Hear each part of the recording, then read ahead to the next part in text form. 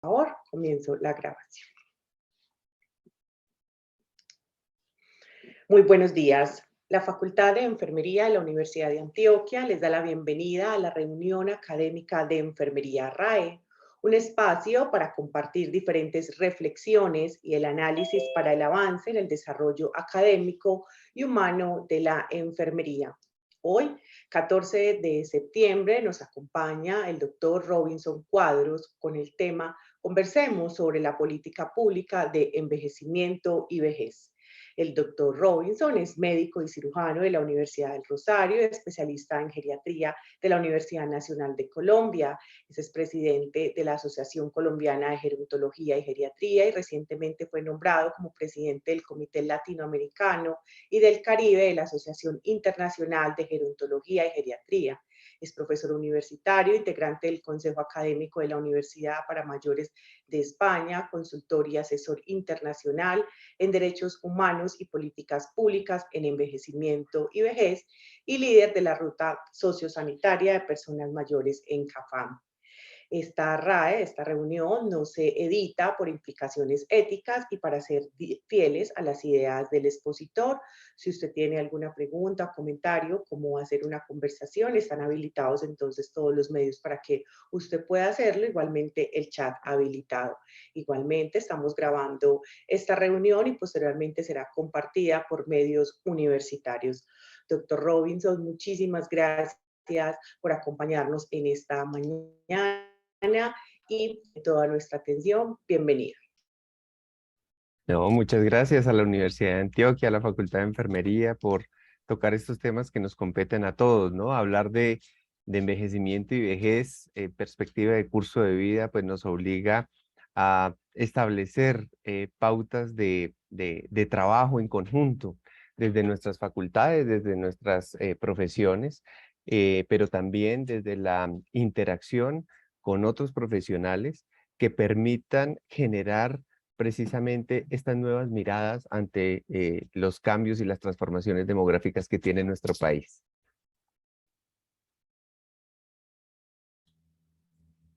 Buenos días, doctor Robinson y compañeros que nos acompañan en la sala. Los participantes nos hicieron varias preguntas para iniciar este conversatorio. Me permito leer una de ellas.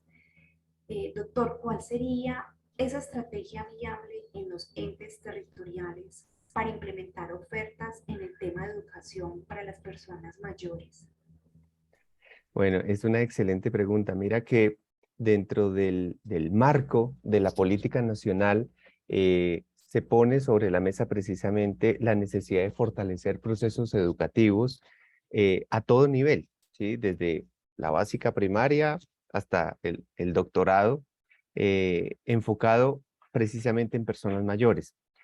Hay algo que verdaderamente llama la atención en las encuestas nacionales, porque nos muestran que actualmente en Colombia el 14.5% de las personas mayores de 60 años en el país no saben leer ni escribir. Afortunadamente esta es una cifra que progresivamente hemos ido erradicando en nuestro país, pero pues todavía es una cifra importante. El 60% de las personas mayores de 60 años en el país solo tienen básica primaria. Y esto pues claramente genera efectos indirectos cuando yo tengo acceso a la educación. La evidencia científica nos muestra, por ejemplo, que el aumento del 10% en años de educación en la población está correlacionado con disminución en la probabilidad de presentar complicaciones crónicas, ¿sí? Y uno diría cómo la educación impacta de una u otra manera en la salud. Y esto pues ya está medido. A menor educación, pues hay menores ingresos, peor salud, grandes diferencias en aspectos relacionados con el cuidado, y esto pues va a incidir de una u otra manera en la calidad de vida y en el bienestar. También algo importante que debemos tener en cuenta a la hora de hablar de educación es erradicar el analfabetismo digital. En Colombia, cerca del 70% de las personas mayores de 60 años no usan Internet, ¿sí? Y esto pues claramente representa una barrera que debemos superar. Programas universitarios con cursos y cátedras enfocadas en personas mayores pues aún son muy contaditos con los dedos de la mano, ¿sí? En nuestro país todavía nos falta fortalecer estas alianzas público-privadas para financiar y apoyar a tantas personas que quieren continuar sus estudios universitarios o terminarlos o iniciar una nueva carrera y quitarnos el pensamiento del ya para qué, que ya estás muy viejo para estudiar. O nos refugiamos en frases horribles como el loro viejo no aprende a hablar, cuando eso solo le pasa a los loros. Y miren cómo todavía los centros de formación para el trabajo, donde yo adquiero competencias para mejorar mis habilidades y presentar mi hoja de vida a mis 60, a mis 70 o a mis 80 años, si quisiera trabajar, pues todavía están, digamos, muy incipientes en nuestro país, al igual que las bolsas de empleo, pues relacionadas con estos centros de formación para el trabajo. Y aquí pues hay mucho por hacer. En un país donde claramente la pirámide poblacional se ha transformado, pues necesitamos ampliar precisamente esa mirada. Por otro lado, también los programas de formación en gerontología, pues son muy escasos en nuestro país. Y ni se diga de las especializaciones médicas en geriatría. Todavía nos falta fortalecer muchos procesos de especialización, tanto en gerontología y en geriatría, para los diferentes profesionales. Vemos cómo en otros países la enfermería geriátrica es una especialidad muy valorada, muy bien paga, y aquí en Colombia, pues digamos, todavía eso no se tiene como muy contemplado. Se han abierto algunos programas, pero se tienen que cerrar rápidamente, pues o porque son muy costosos o porque no existe una oferta laboral decente en salarios frente a estas nuevas propuestas. Entonces, creo que aquí, después de esta mirada y este contexto, si el territorio tiene una buena caracterización de las personas mayores que hacen parte, pues, de sus municipios, de su departamento, y empiezan a mirar todas las capacidades que tienen, comprenderán pues todo el potencial de crecimiento y desarrollo que tienen en sus manos. Muchas gracias, doctor Cuadros. Otra pregunta que nos hacen los participantes es cómo mejorar en el sector salud aquello de la atención integral para las personas mayores y que las entidades amplíen el foco preventivo con las personas adultas a fin de garantizar una vejez no solo con más años, sino con menos comorbilidades. Ese es un reto que tenemos todos, pero a nivel personal. A veces nos refugiamos en la palabra integral porque suena muy bonita, pero pues decía un profesor que integral hasta el pan. Pero tenemos que hacerlo realidad. ¿Cómo territorializamos todo aquello que soñamos frente a salud, frente a promoción y prevención cuando hablábamos de esa famosa resolución? El contexto real es que cerca de 4.5 millones de personas mayores de 60 años manifestaron tener algún problema de salud los últimos 30 días. ¿Cuántos de estos consultan al médico? ¿Cuántos de estos se van al amigo de la droguería? ¿Cuántos de estos prefieren escuchar a la vecina? ¿Cuántos se autoformulan? Pues miremos cómo el 21.2% de las personas mayores de 60 años lamentablemente tienen algún tipo de dependencia en nuestro país. Esto representa cerca de 1.1 millón de personas, es decir, necesitar apoyo de otra persona en el cuidado. Y esta cifra de dependencia en tan solo 10 años se duplicará, pasará a 2.1 millones en los próximos 10 años. ¿Cómo prevengo yo la dependencia cuando he escuchado siempre a mi abuela, a mi suegra, a mis tíos diciendo yo no quiero ser una carga para nadie? ¿Cómo yo empiezo a generar una educación en curso de vida de salud y bienestar muscular, nutricional, mental, social? Aquí en Colombia, digamos que afortunadamente la mayoría de personas que llegan a los 80 años lo están haciendo en muy buenas condiciones de salud, pero hay una porción de personas que requieren cierta especial atención. Por ejemplo, el 66% de las mujeres mayores de 60 años en Colombia tienen hipertensión arterial. Alteraciones de audición en Colombia en mayores de 60 años lo tienen el 27.4%. artritis, artrosis, el 25.8%. Diabetes, sí que es una cifra que está en aumento en personas mayores de 60 años, está en el 18.5%. Osteoporosis, el 11.8%, enfermedad pulmonar obstructiva crónica, el 11.4%, y problemas, alteraciones neurocognitivas como las demencias, como el Alzheimer, se describe que estamos cerca del entre el 11 y el 15%. Entonces miremos que hay un sector de la población que tiene una gran carga de la enfermedad, que tiene que mirarse con lupa, que tiene que mirarse con humanización, que tiene que tener estrategias y rutas adecuadas en la atención. Tan solo el 20% de las personas mayores participa al menos 3 veces por semana en actividades deportivas o ejercicios de carácter vigoroso, ¿sí? Todavía es una población muy reducida que se mantiene realmente activa. El 12% siguen fumando, el 13.8%, digamos, consumen alcohol de manera frecuente, y esto, pues, de una u otra manera, pues, nos muestra el panorama de cómo estamos envejeciendo en el país. Entonces, estrategias claras y concretas. Un primer paso es implementar la resolución 3280 del 2018, las rutas de promoción y mantenimiento de la salud en el curso de vida vejez, donde claramente la resolución dice: todo médico general y médico familiar debe ser capacitado en gerontología y geriatría para aplicar unos instrumentos de evaluación y de tamización para poder identificar de manera temprana alteraciones cognitivas, alteraciones funcionales, identificación temprana de la fragilidad, evaluar la red de apoyo social, evaluar también todos los riesgos cardiovasculares y metabólicos, y poder generar una ruta de atención humanizada que lleve a soluciones reales frente a aquello que no estábamos acostumbrados a preguntar en salud, ¿sí? ¿Cuándo fue la última vez que se cayó? ¿Ha sentido que ha perdido la memoria? ¿Siente que vale la pena vivir? ¿Sí? Nos enfocamos casi siempre en apagar incendios, ¿no? Y a veces digo que los profesionales de la salud nos convertimos como en bomberos, donde estamos atendiendo la urgencia.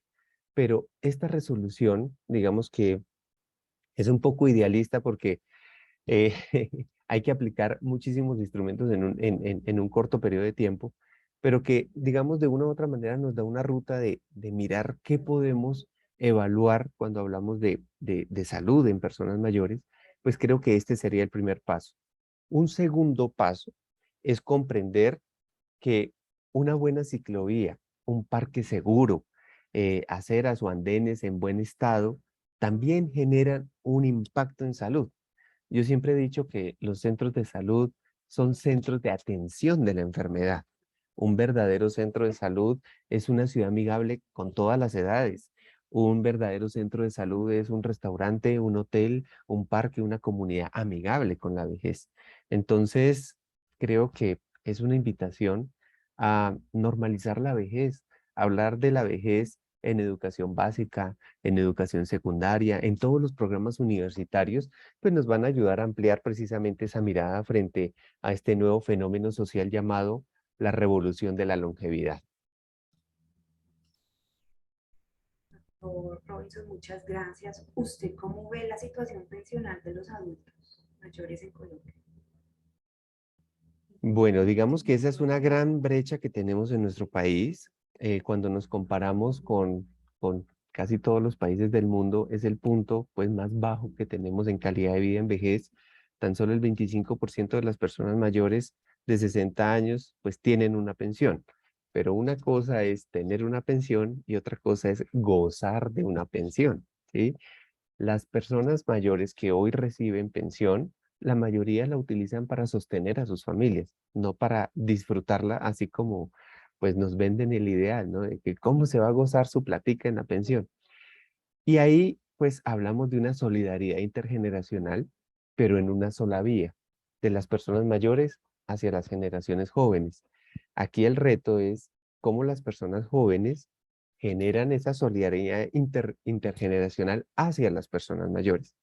Sabemos que existe, digamos, un gran abismo fiscal en este relevo generacional cuando se hablan de pensiones. Y por eso, digamos, en el mundo, cuando han caído las tasas de natalidad y cuando hemos aumentado la expectativa de vida, se hablan de aumentar, pues digamos, la edad de jubilación, de equiparar incluso la edad de jubilación de las mujeres y de los hombres, pues porque las mujeres viven entre 6 y 9 años más que los hombres, en cómo, digamos, igualar el monto de las pensiones, pero dar también opción de que las personas mayores pues sigan trabajando con un trabajo digno y que puedan seguir teniendo otro tipo de ingresos y generando y aportando a la economía del país. Entonces, digamos que son temas que se tocan en la política colombiana de envejecimiento y vejez, pero que también están enmarcadas dentro de la Convención Interamericana de Derechos Humanos de Personas Mayores. La seguridad económica, la seguridad social es algo imperante y necesario para una sociedad moderna, donde, digamos, la exclusión, la discriminación por edad tiene un trasfondo también económico que debemos superar, digamos, como una barrera bastante fuerte que nos pone incluso en América Latina como uno de los países digamos, mayor pobreza.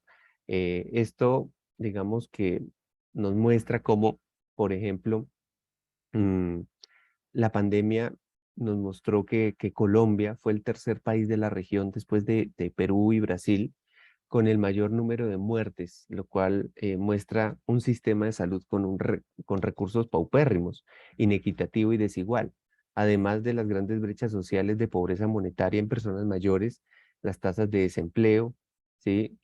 Digamos que la soledad también pasó en tan solo 7 años de ser el 9%, es decir, el 9% de las personas mayores de 60 años que viven solas en el país hace 7 años, hoy representan el 16%. Y acá es donde nos preguntamos verdaderamente si esta política colombiana de envejecimiento y vejez salda esa deuda histórica que tiene el país con las personas mayores, sobre todo, por ejemplo, en el sector rural, en cuanto a seguridad social. Entonces, pues, digamos, al analizar la política pública frente a pensiones, frente a seguridad económica, pues vemos todos estos determinantes que de una u otra manera impactan en la calidad de vida. Sabemos que la política incorpora y garantiza la dignidad, la participación, la independencia, la autorrealización, los cuidados de las personas mayores en perspectiva de curso de vida para lograr una vejez libre de violencias, reconociendo la vejez como factor de desarrollo y capital social. Pero lo que hemos identificado en diferentes estudios es que uno de los factores que agravan la exclusión, la discriminación y la violencia hacia las personas mayores es precisamente no contar con una pensión social universal no contributiva o con un recurso económico que garantice una vejez digna. Muchas gracias, doctor Robinson. Otra pregunta que nos hacen es, desde la academia, ¿cómo podemos orientar ese cuidado a las personas mayores? ¿Dónde habría que poner el énfasis en la academia? Al menos pues en nuestro caso, por ejemplo, para el personal de enfermería.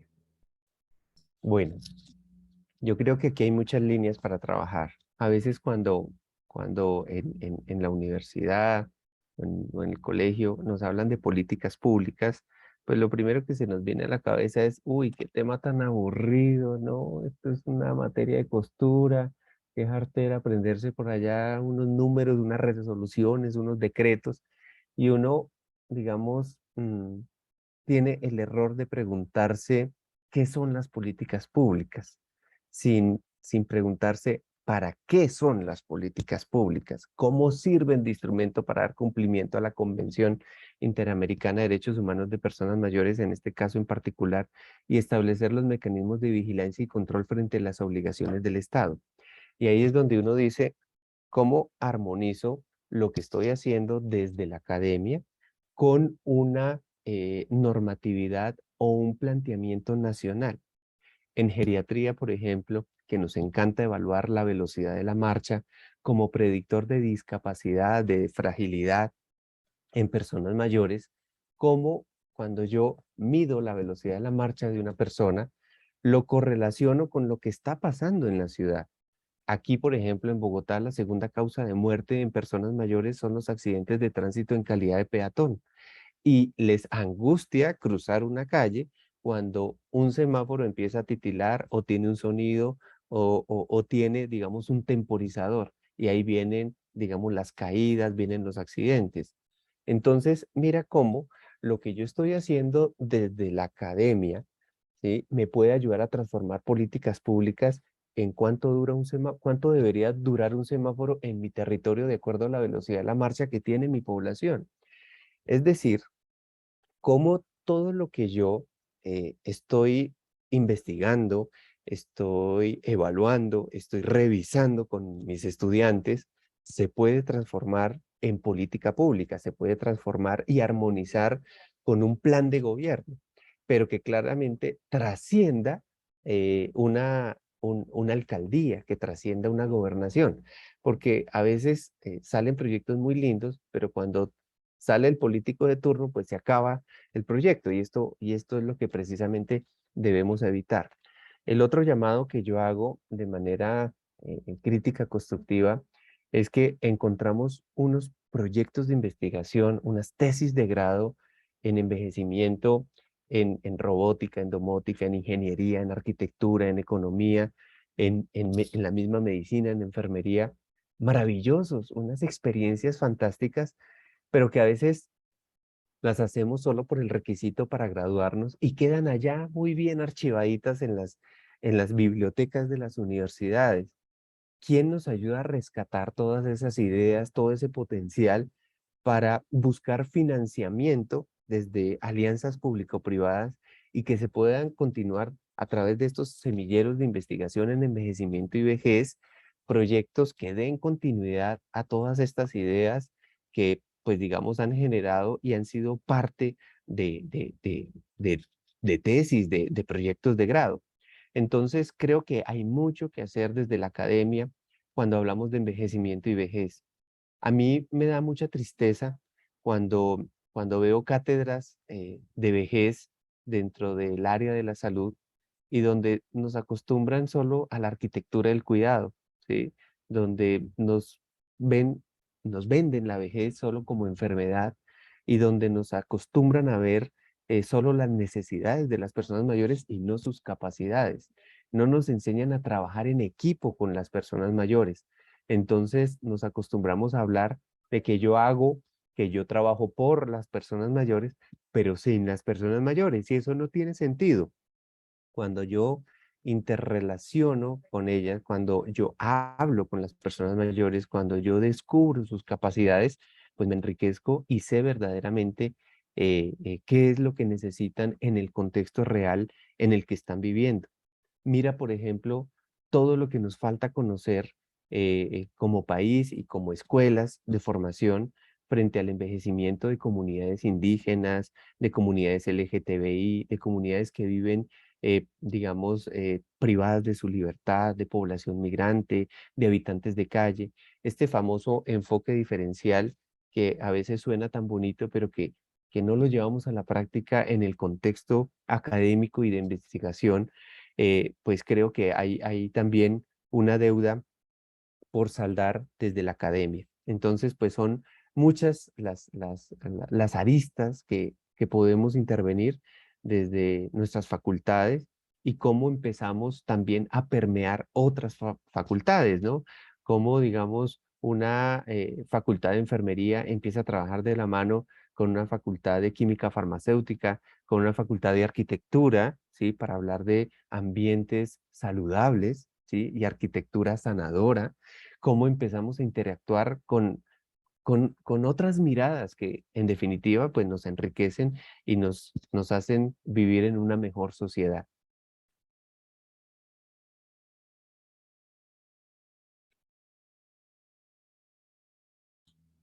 Doctor Robinson, una pregunta. ¿Cuáles son esos aspectos que usted destaca mucho de la política pública de envejecimiento y vejez? Bueno, digamos que mm, tenemos varias versiones de la política. En mayo de este año se actualiza la Política Nacional de vejez y envejecimiento 2022-2030, ¿sí? A través del decreto 681, con el fin de dar lineamientos en la rápida transición demográfica que tiene el país y pues claramente dando respuesta a la Convención Interamericana de Derechos Humanos de Personas Mayores, pues en el marco de los Objetivos de Desarrollo Sostenible en la década del envejecimiento saludable 2020-2030 propuesta por la Organización Mundial de la Salud. Entonces, digamos que hay varios aspectos a considerar dentro de la política cuando, cuando precisamente trata de armonizarse y entrar en sintonía con estas apuestas internacionales. Recordemos que en el 2020, con la ley 2055, Colombia adopta, ¿sí? Por ley la Convención Interamericana de Derechos Humanos de Personas Mayores. Un año después, es decir, el año pasado, la Corte Constitucional la declara exequible y el día de ayer, justamente, la Cancillería adhiere el documento depositándolo en la ONU, que era el último paso que faltaba, digamos, en este objeto vinculante. Lo primero que nos enseñan y lo que nos demuestra este proceso es que los derechos humanos no son un regalo que le estamos haciendo a las personas mayores, ¿sí? Es una obligación del Estado donde respondemos a unas necesidades. Y esta adhesión que realiza el Estado colombiano el día de ayer es importante porque fortalece precisamente la constitución política en cuanto a la protección de personas mayores. Entra en sintonía con la Política Nacional de Envejecimiento y Vejez, refuerza las acciones que ha venido adelantando el gobierno nacional en temas de no discriminación por edad para trabajar, para estudiar, para recibir un trato diferencial, para establecer rutas de detección y prevención de cualquier tipo de violencias.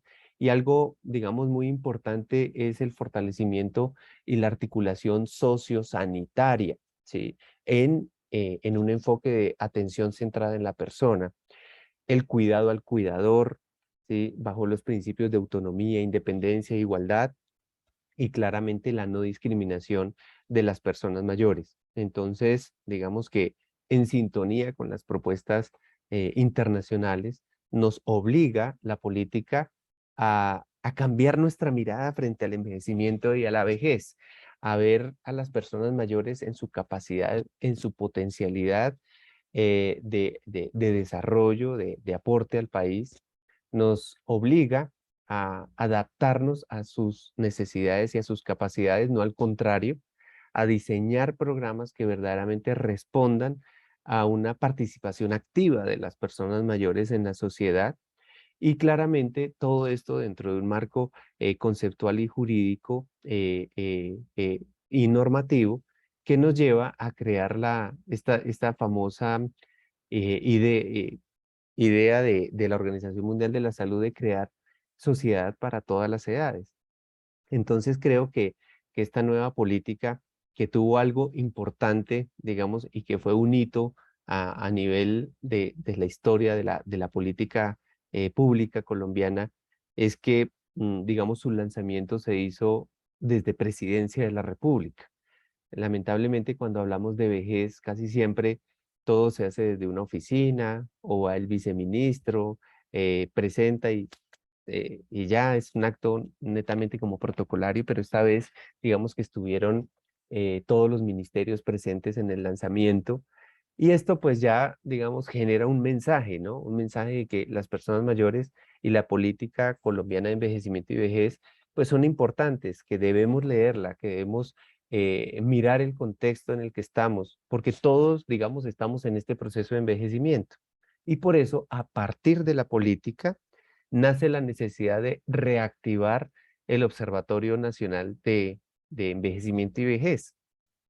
Esta idea de poder tener en los territorios ojos que me digan en tiempo real cómo estamos envejeciendo, cómo está la salud de las personas mayores de 60 años, qué oportunidades tienen para seguir desarrollando su proyecto de vida, pues me permite en tiempo real estar ejerciendo data, pero también acciones concretas que me permitan pues fortalecer procesos de manera intersectorial y donde no veamos la vejez como la última etapa de la vida, sino como un periodo que es ahora el más largo de la vida, que tiene mucho por aportar al país, a la sociedad, a las comunidades y a las familias. Doctor Robinson, hablando entonces de la política, esta política asume aspectos del talento humano en salud para tener una estrategia que obligue la incorporación de otros profesionales como gerontólogos, geriatras y otras disciplinas especializadas para el cuidado de la persona mayor. Digamos que se nombra en la política, pero de manera muy tímida, ¿sí? A mí me hubiera gustado que se le hubiera dado un poco más fuerza en esta actualización de la política. En la anterior se tocó con más ahínco la necesidad de fortalecer y promover la creación de formación de gerontología en el país y claramente fortalecer los procesos de especialización médica en geriatría, ¿no? A veces confundimos gerontología y geriatría, pero creo que son áreas que se complementan y que deberían trabajar en equipo por el bienestar de las personas mayores. Digamos que el país tiene una deuda histórica con las personas mayores cuando desde los 80 empezaron a fortalecerse los programas de gerontología en el país fue porque se empezó, digamos, a vislumbrar ese cambio demográfico que se nos venía. Pero empezaron, digamos, a formarse en gerontología sin tener unos estándares y unas directrices desde el ministerio en precisamente evaluar las capacidades y competencias del gerontólogo, cosa que se resolvió pues, hasta hace unos pocos años. Pero en geriatría todavía tenemos esa deuda desde el ministerio, desde la Oficina de Talento Humano en Salud, las competencias que nos permiten, digamos, unificar lenguajes a nivel nacional, nos permiten dignificar el trabajo de los especialistas de geriatría a nivel nacional y que amplían la mirada en el sector salud desde ese trabajo, digamos, interdisciplinario con otras especialidades que ven personas mayores, ¿sí? Como ginecólogos, como ortopedistas, como cardiólogos, pero que necesitan, digamos, esta articulación con el médico geriatra para tomar decisiones, para establecer pautas de manejo y atención temprana, para fortalecer todos los procesos de atención domiciliaria, cuidado paliativo y generar acciones claramente de promoción y prevención en estas famosas rutas integradas que nos presenta el ministerio. Entonces, creo que desde la política sí faltó fortalecer el área de formación, así como la investigación en envejecimiento y vejez.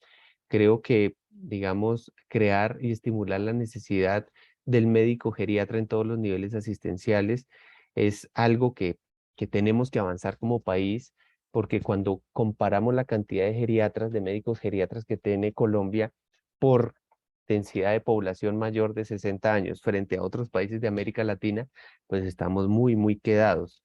Necesitamos considerar los determinantes sociales de la salud y su impacto en la gestión del riesgo, fortalecer el Sistema Nacional de Cuidados y ojalá, ese es uno de los grandes sueños que tenemos, es crear el Instituto Nacional de Geriatría como lo tienen otros países y donde se promueve la investigación y donde se promueve precisamente esa articulación sociosanitaria.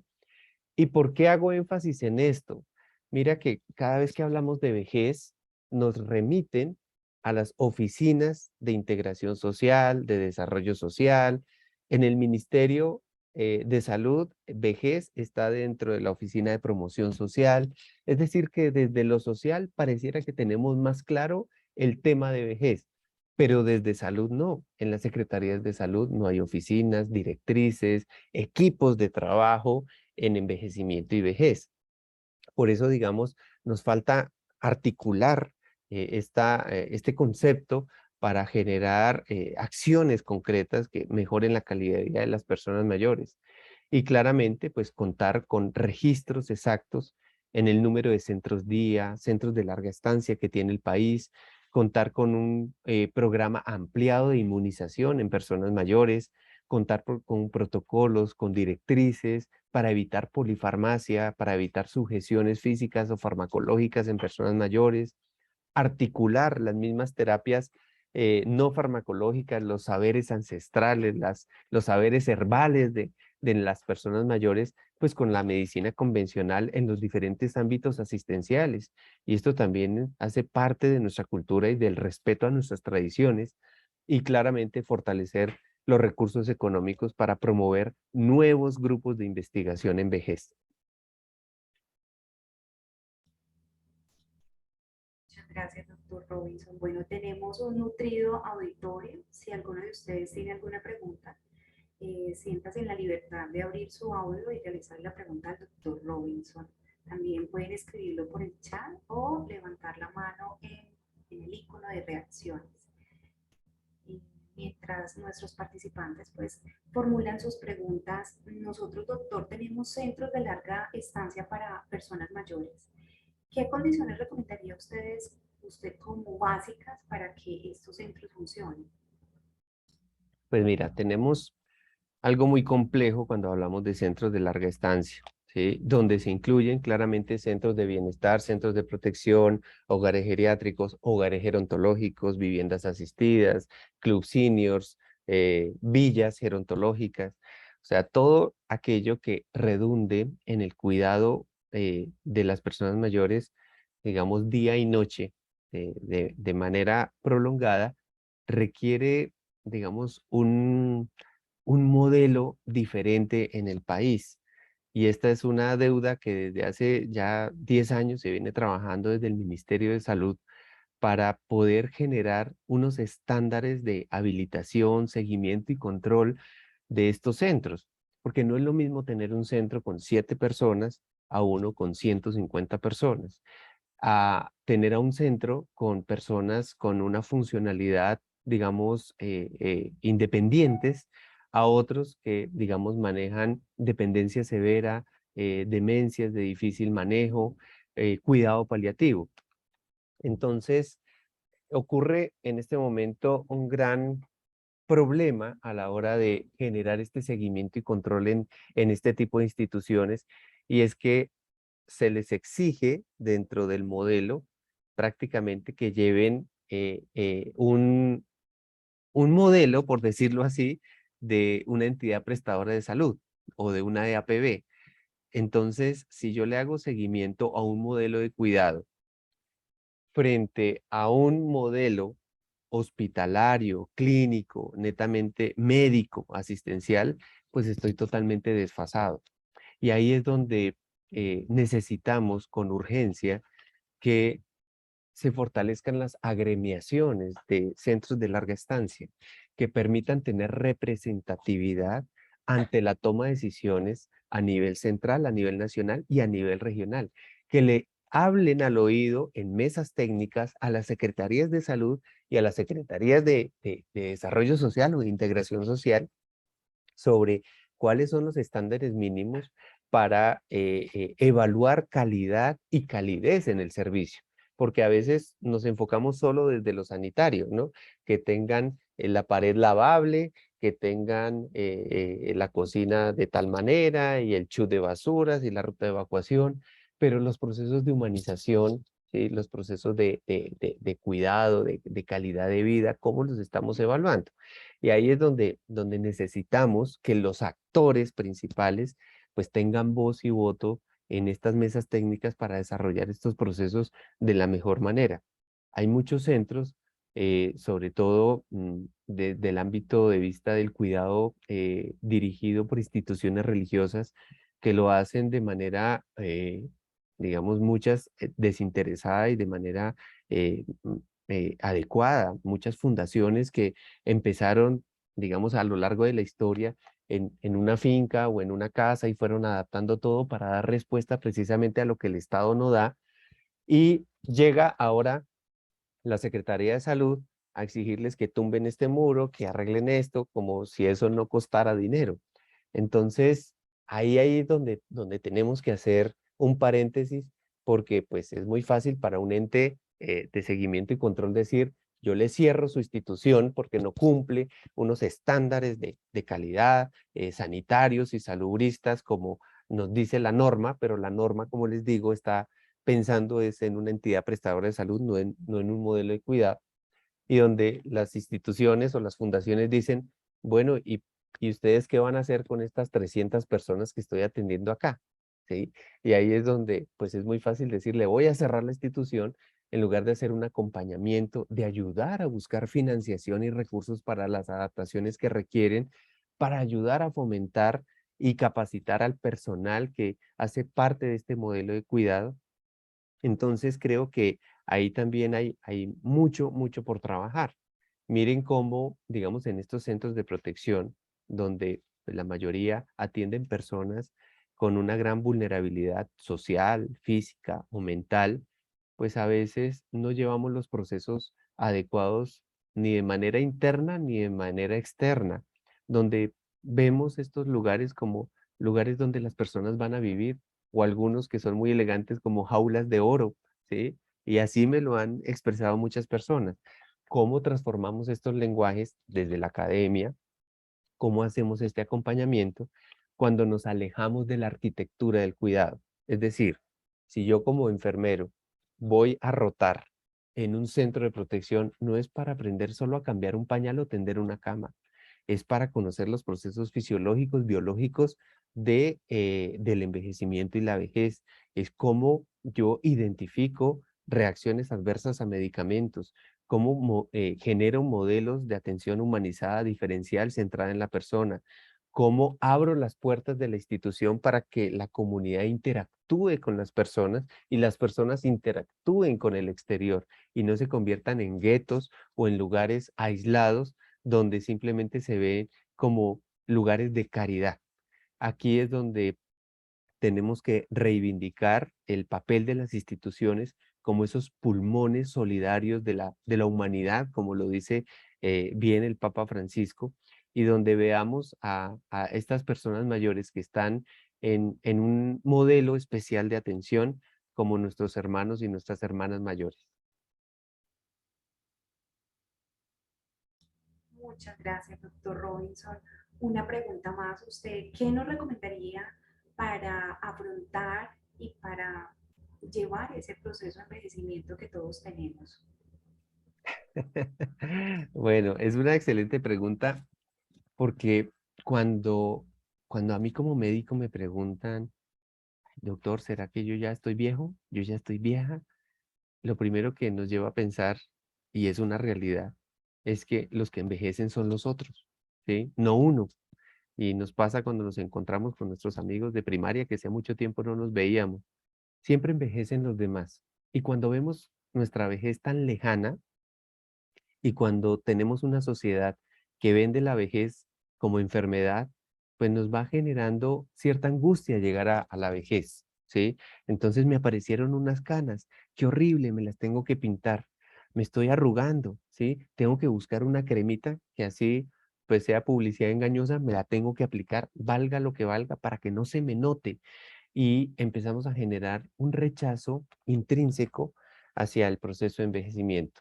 Entonces, en lugar de evitarlo, hay que dignificarlo y hay que conocer qué ocurre en nuestro proceso de envejecimiento para identificar aquellos factores nutricionales, aquellos factores medioambientales que debo estimular, cómo debo estimular mi memoria, cómo debo estimular mis relaciones sociales para tener esa longevidad que tanto quiero, pero en buena calidad de vida. Y ahí es donde vemos cómo los estudios internacionales nos muestran que cuando yo le tengo miedo a mi proceso de envejecimiento, pues digamos, ocurre algo que los gerontólogos han llamado como la autoprofecía de la mala vejez. Y es que me convencí tanto que llegar a la vejez era tan malo que cuando llego a la vejez, así llegue en buenas condiciones, pues lo sienta como lo peor que me ha pasado.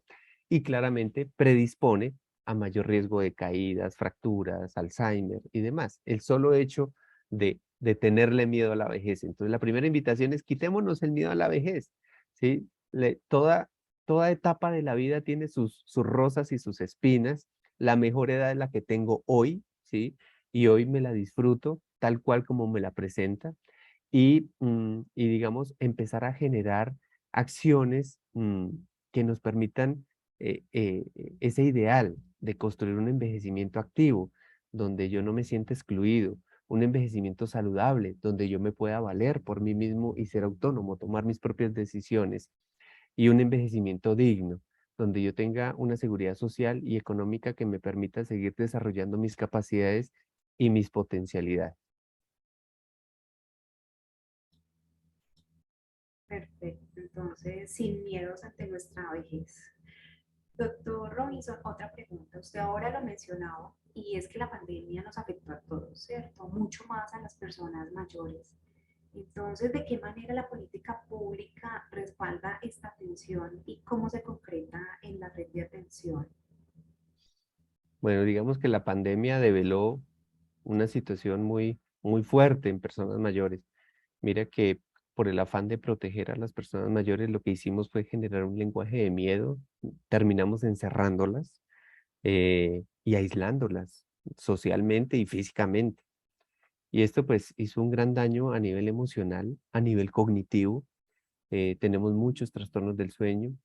Ahorita tenemos una pandemia de detección de cáncer que no se pudo hacer y de otras patologías que no se pudieron hacer durante la pandemia y donde pues tenemos que aprender, ¿no? Tenemos todavía nos falta mucho por aprender del COVID-19, pero sí creo que se deben generar profundas reflexiones en cómo nuestro sistema de salud segrega, aísla y no está preparado para atender a las personas mayores.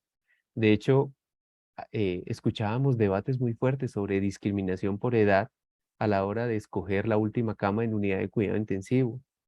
Vemos y se descubrieron, pues, cómo, digamos, el personal de salud no conocía el término de fragilidad, de sarcopenia, y cómo la independencia funcional venía a jugar un papel fundamental a la hora de tomar decisiones. Entonces, creo que la política pública debe centrar su mirada, digamos, en diferentes vías. Digamos, la mayor experiencia en la atención de las personas mayores no está en las entidades a nivel nacional, la tienen los distritos, los municipios.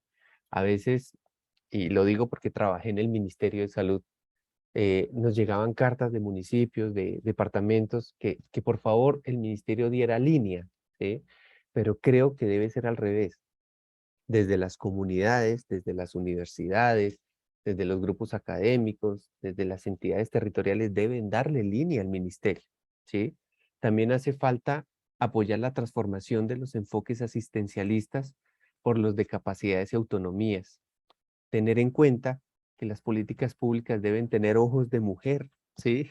La feminización del envejecimiento es algo que es evidente en nuestro país y genera inequidades y riesgos sociales que deben ser atendidos por todos los sectores. Y esto debe ser una prioridad, la protección de la mujer en el proceso de envejecimiento y en su longevidad. También tener en cuenta a las personas cuidadoras, mujeres, hijas, casadas, solteras, que en promedio tienen 49 años en nuestro país, que viven con las personas mayores, pero que no cotizan a salud, a pensión, que están totalmente desvinculadas de un reconocimiento social y claramente económico, que tienen bajos ingresos y que claramente tienen muchas fatigas del cuidado. Aumentar la cobertura, la coordinación de los programas de protección de asistencia social, empezando pues por el nivel nacional, mejorando también las opciones de generación de ingresos de personas mayores, como lo habíamos hablado, que aumenten la autonomía y reduzcan los riesgos en salud, como lo hablábamos al comienzo, fortalecer el sector de vivienda, de transporte, de una manera más incluyente, ¿sí? Con diseños universales y priorización precisamente en estos programas de ciudades amigables, propuesta por la Organización Mundial de la Salud, y abordar, pues, digamos, la enfermedad crónica, la salud mental, que digamos, a partir de esta pandemia quedó quebrantada en nuestro país.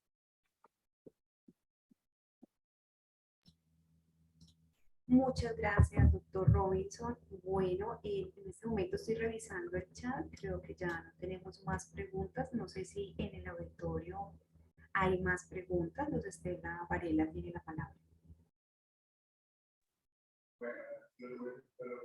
Bueno, muy buenos días a todos, al doctor Robinson, un agradecimiento muy especial pues por este conversatorio tan ameno, tan interesante para todos los que nos preocupamos por las personas mayores. Yo creo que también es una invitación a que como gremios pues estemos afiliados a las organizaciones que se preocupan por esta situación, como nuestra Asociación Colombiana de Gerontología y Geriatría, que tiene abiertas pues las puertas a todas las profesiones, no solo a gerontólogos y a geriatras, sino a todas las otras personas que trabajamos en el área. Entonces, pues yo le pediría al doctor Robinson por su reconocimiento nacional y por ser presidente de la COMLAT, pues que nos cuente un poco como cuál es esa perspectiva de la asociación y qué pensamos. Yo creo que cabe también el espacio para contarles un poco de la programación educativa que tenemos pues en este año y en el próximo año. Así es, querida Luz Estela, creo que los gremios nos ayudan a fortalecer estos sentires, ¿no? A veces uno piensa que está trabajando solito por temas como muy efímeros o inalcanzables, pero cuando uno se encuentra con estos gremios académicos que generan estos diálogos abiertos y generosos, pues uno empieza a mirar todo lo lindo que se está haciendo a lo largo y ancho del país. La Asociación Colombiana de Gerontología y Geriatría se fundó desde 1973 y como bien lo decías, hacen parte abogados, arquitectos, ortopedistas, enfermeros, ¿sí? No solo gerontólogos y geriatras.